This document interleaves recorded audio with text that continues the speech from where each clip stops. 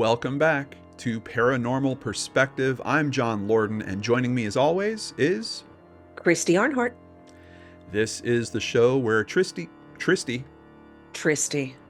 I like that name. It's kind of cool. Tristy. Yeah, we're gonna workshop that a little bit. This is the show where Christy tries to scare my pants off. Is that what happens? By telling me stories that I would never believe. There we go. Yeah. Something along those lines. It was but yeah. She tries to pull me back from the brink of skepticism with facts, photos, just stuff that you can't refute that is confirming the paranormal. It is. Okay. That's what we're looking for. I mean, I'll sit here with chills with what I'm reading. So let's see how it turns out today. Let's see if you can pass some of those chills across to me. Christy, what is the topic today? Today, we are discussing the Goblin voice of Zaragoza. Ooh. Isn't that a Ghostbusters character? The Goblin voice? It should be. Yeah. Zaragoza. I'm not familiar with it. What is the question we will be putting to the live audience? Do you believe this case was hoaxed by the maid?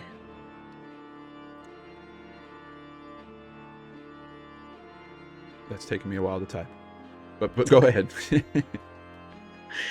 Well, today's case took place in Spain on September 27th, 1934, and for 2 months afterward. Okay. It took place in a building that had been converted into apartments for different families. So you had several different families living here, but the one that was the focus, yes, that's the building. The one that was the focus of everything is actually the Palazón family. Palazón, I think. Hopefully I won't pronounce that wrong. They lived on the second floor. So on the morning of the 27th, occupants in the building started hearing this loud laughter that they described as cackling laughter. Over time, it grew louder and harsher, and then it spread throughout the whole building, so everybody in there was hearing it. Well, naturally, people started coming out of their apartments trying to figure out what was going on or where that sound was coming from. And then it just suddenly stopped.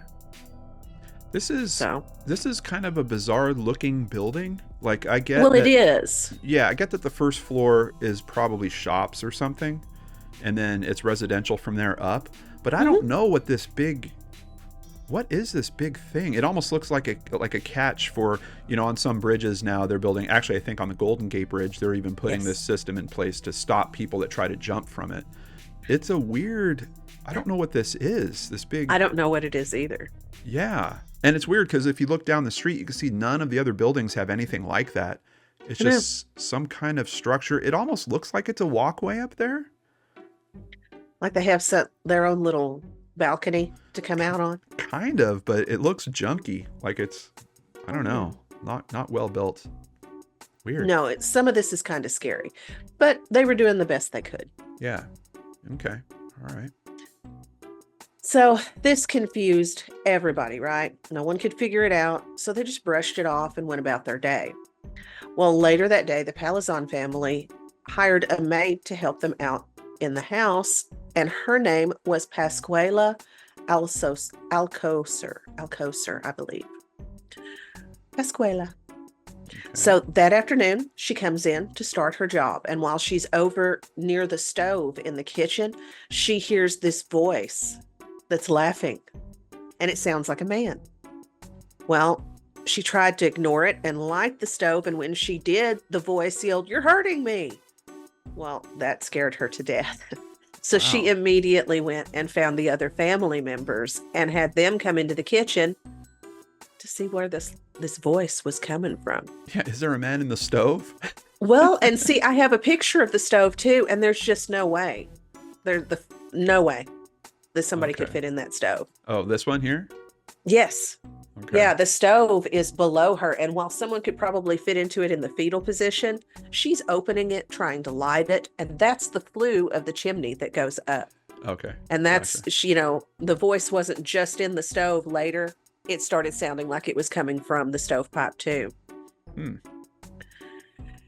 So, I mean, she brings the family in, and the voice starts yelling, "Light, light, I cannot see." So then you do start to think somebody's trapped in there, right? Yeah. So, she goes and she tells them, I heard it in the stove, but I heard what sounded like a little girl in the stovepipe talking to me. So that's weird, you know? Well, I The wonder next, if the chimney system would be connected to other rooms and other units. You know, I can't I imagine that in a building like that, that every unit would have its own, because then the rooftop would literally be, 20 or 30 different chimney stacks that are coming out of it. That's true. Unless the flue, that pipe came out the side of the building and just blew out. But it doesn't look like it, does it? Yeah, I don't know. It's really hard to call. Yeah. But this is a picture of Pascuala, who was very upset by all of these events. So,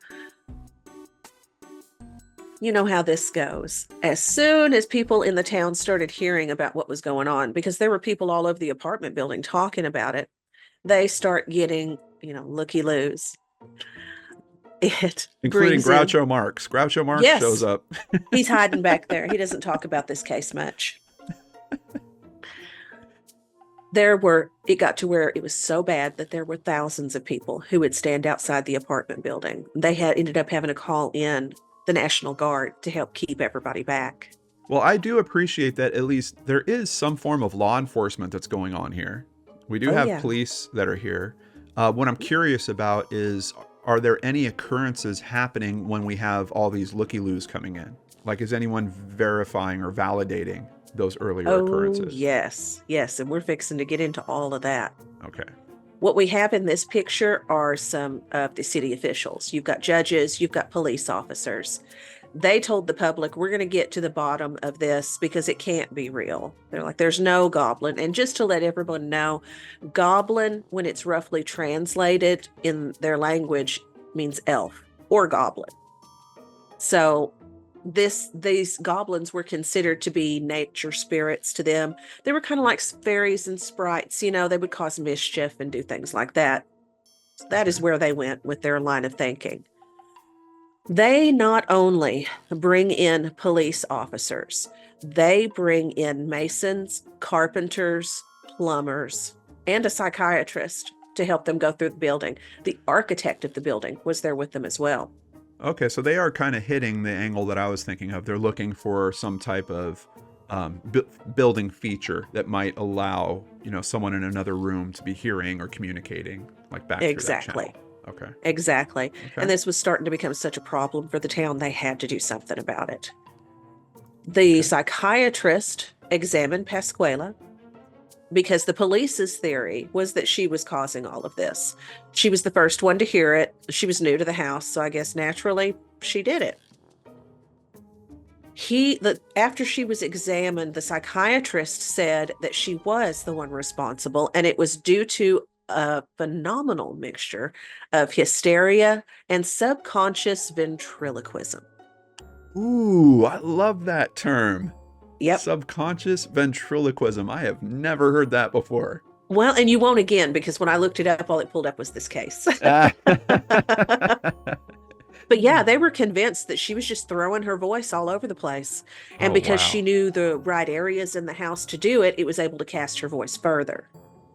All right. Now, I do have to say, I've had one experience that was really bizarre that was kind of like this. I was at a restaurant it was actually at Disney World.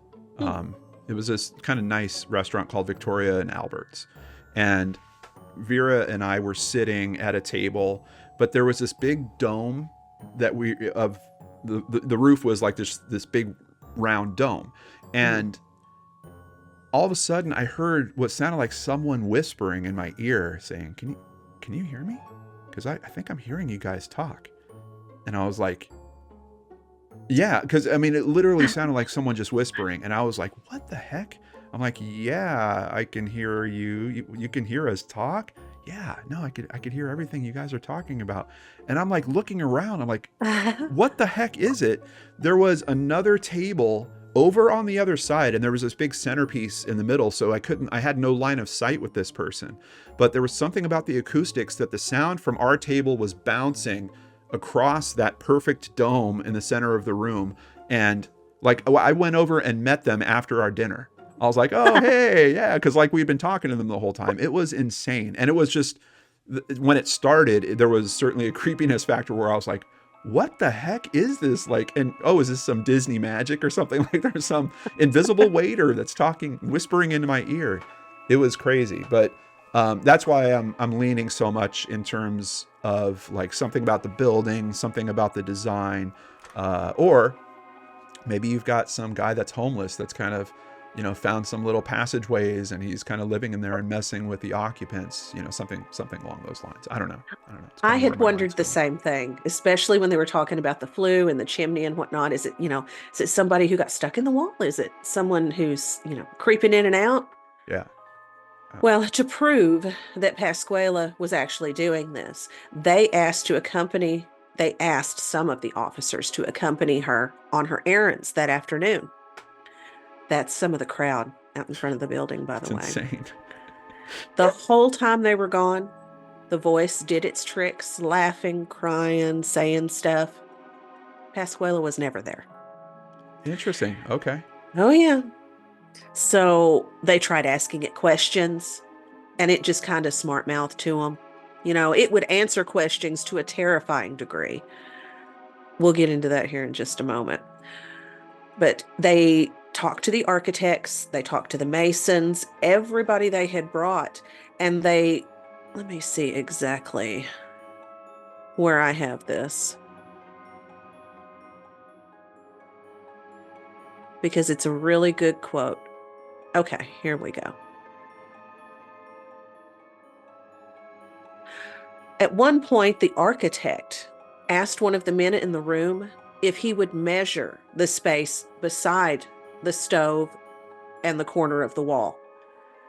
Before the man could do it, the voice spoke up and said, "Don't bother. It measures 75 centimeters." And he was right. Oh my gosh. Yeah. This sounds like someone messing with them. It sounds like someone messing with them. It does. It does. The conclusion, though, that they came to after everybody tore that place apart, according to ghosttheory.com, was, according to their investigation, there was no way they could see that someone would be able to hide and speak in a manner which was loud and clear and fully aware of what was happening in the room. So even though you might be able to throw your voice in places in the house, you couldn't ask it how many people are in the room, this and that, and get an answer because it couldn't see. Well, yeah, that type of fact kind of leans into one of those things where because of the quote that we have from it talking about a measurement and the measurement being accurate, like I would really be diving into that part of the lore, because now we've kind of tried to make a cornerstone for, oh, no, there's no way that you could be talking and seeing into the room. Well, up until that piece of conversation, all we really have is, some dialogue happening, and anyone that has used a phone knows you can have a perfectly fine conversation with someone without seeing them or seeing the room that they're in. That's true. So yeah, I don't know that I would lean on that as a mechanism for ruling something. It's weird to say ruling it out because it's actually trying to rule it in. It's trying to say that because of that, there has to be something paranormal happening. Because they have some form of line of sight. I'm not convinced on the line of sight. Well, there were other times that they asked questions about, like I said, how many people are in the room, things like that. Yeah. And it was at different occasions. It wasn't all on this day when everybody came in. I think it was just a really smart ghost. Yeah. Nobody seems to talk about a ghost. That's what's crazy.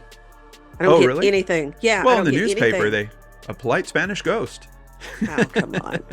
Come on. It's a goblin. They should have put that in there.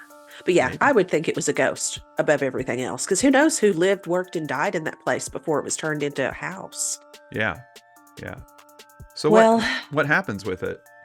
Well, Eventually, after all this investigating, the voice grew tired of everybody and it started swearing, yelling, saying that it was going to kill the family. It was me, Christy. I'm the one that did it. Oh my goodness. Well, one of the children ended up taking the brunt of a lot of this. As you know, children do. Kids are cruel. They kept police in their house all the time to try and catch somebody doing this. So he has police night and day. He has thousands of people outside that are yelling. Some of them want the ghost to talk. Some of Right. them are the goblin. They want the kids to talk to him. They want to know what's going on. And it got to be so stressful for him. Now, I don't know if the family was still staying in the apartment at this time, because you would think it would start to be too much for everybody, Yeah. especially with all the investigating and whatnot. Because I know at about the 2-month mark, it was actually the man's youngest son came to him and was like, this is awful. It's crazy. I can't take this anymore. And the voice answered him. I'm trying to find it. I can't believe I can't find it. Oh, the son said that he was tired and he wanted to go to sleep. This whole thing is crazy. And then the voice spoke up and said, no, not crazy, little one. And then they never heard the voice again. They never figured it out. Poor Pascuala. She couldn't even live in the city anymore. She moved out to the countryside and became a recluse. She only ever did one interview about what happened, and that was in old age. And even then, she swore, I had nothing to do with that. I did not hoax it. So was that the kind of the assumption on the town's part that she Yeah. had? Okay. So Well, they that's kind of what made the her an mayor, outcast. the Yeah. mayor put out a notice that it was her and that he gave, the reason by the psychiatrist. And she just continued to claim, no, I didn't do this. And they basically just ran her out of town, is the way I feel about it. Today, the building has been torn down, but in its place is another residential building, and it is called Edificio Duende, or the Goblin Building. So they're leaning into their heritage in terms They of what are. happened there. Okay. They are. But yeah, never figured it out. No one ever came forward. No one ever talked about, little empty spots in the walls when it was tore down that, someone could hide in. It Yeah. just disappeared.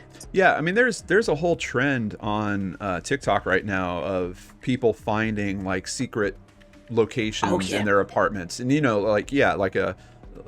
know we had done a story on Seriously Mysterious about someone that came in through a bathroom mirror, but there's kind of instances like that where people are like taking their bathroom mirror out and then like looking behind it, it's like, oh, there's a whole room back there that isn't in use. It's like when the apartment building was being designed, there was just this extra space and they kind of just closed off the wall and just left that space back there. Yeah. So it does, and especially because of looking at the photos that we did in terms of that building looked almost, especially that balcony, looked like homemade.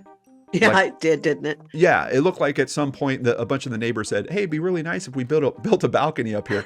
Go buy some wood and let's start it." And so I'm They just redneck wondering. engineered that thing. Yeah, I'm just wondering about the design, the layout. Is there maybe there was a full-on secret apartment in there that some guy was living in for a couple years? The architect was brought in. So I don't know. Yeah. This one really stumps me. I don't believe that the maid was the source of this. I don't. Well, we did put it to the audience. Was this a hoax by the maid? 66% say no. They don't think that Good she hoaxed job. it either. 33% say yes. But that doesn't answer the question of, is this really paranormal or not? So let's kick up another one. There, that's true. Is this paranormal? We're going to put it to the audience. Oh, not a Q&A. I need a poll. Poll. I think it was. I think it was paranormal. Only because they brought in so many people who knew the building and whatnot, and they were just like, we don't know. We've checked, we've looked. But at the Yeah, same time, you've got almost regret on the voice's end when the boy talks about, he's clearly wore down and upset. It's almost like someone felt guilty then and stopped. there's been a But few of these episodes where I don't know if I'm always kind of critical towards children for some reason, but like my eyes just kind of like, as soon as a kid becomes part of the story in some way, I'm like, and maybe it's because I remember, like, I fooled my parents so many times. Like, I fooled family members all the time. I did all kinds of wacky stuff. If I wanted to stay home from school for a day, like, I would set up a whole scene. We had this bathroom down at the end. We had like the my kitchen. gosh. Hold on, you're gonna like this. There's a kitchen and there was a bathroom down at the end of the hallway, right? And my mom would be working in the kitchen. Well, the kitchen being that close to the bathroom, I would take a little tiny cup that had some water in it and store it in the bathroom if I wanted to stay home from school. And when my mom was in the kitchen, I would leave the bathroom door open and act like I'm throwing up. I would take the cup and hold it by my head and dump it out into the toilet. Oh my gosh. And it worked. It worked. I fooled adults constantly. Man, see, I was never that inventive. I wasn't. I was just always scared. I still am. Seriously. We were cleaning out my grandparents' house after they passed away. And no lie, I see the sewing machine, one of the deals on the top that has a ribbon in it. It's moving. It's moving. I'm like, what is going on? Finally, I'm freaking out. I'm telling my family, I'm like, what is going on over here? I mean, I don't want to say it's a ghost, but what? Well, we finally figured out the string was hooked to me.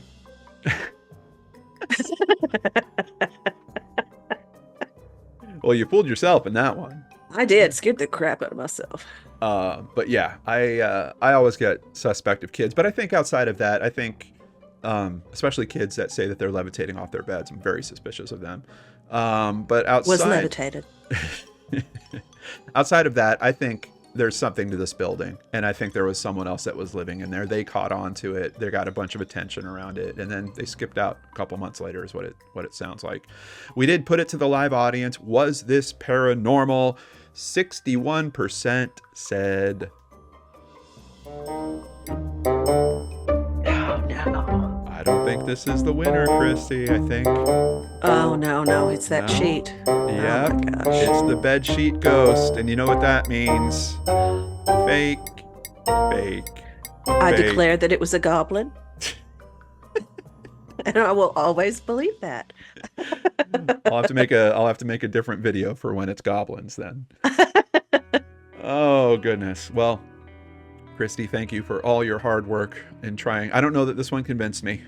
I would have loved to have been one of the people that got to inspect the building. Oh my gosh, yeah. I would have gone nuts. I'd have been ripping out walls and all kinds of stuff. Yeah, I would have loved that. Or there would have been even just to have some conversation, like just, hey, what can I buy you dinner? Ghost in the wall. Like, I'm willing to buy you some dinner. Do you need a jacket or something? Like, I'll buy you some stuff. Come on, let's go. We're going to the store downstairs under the big makeshift balcony. I'm telling you, there'd be no walls left. Well, that's I'd have the other them all thing. tore down. That's the other thing to think about. What if, because I'm not 100% sure, but it did look like it was stores on the first level. So like, what if it was someone working? So, and they had a tube down there. Yeah. And some of the time they're there and some of the time they're not. So, sometimes the voice is available. Other times it's not. I don't know. I'm still very critical of it. Yeah. That's a theory. I mean, Occam's razor. It's a goblin, but Yeah. Occam's razor says it's a goblin. You guys heard it here first. Christy, thank you so much. And thank you guys for joining us. We will see you on the other side.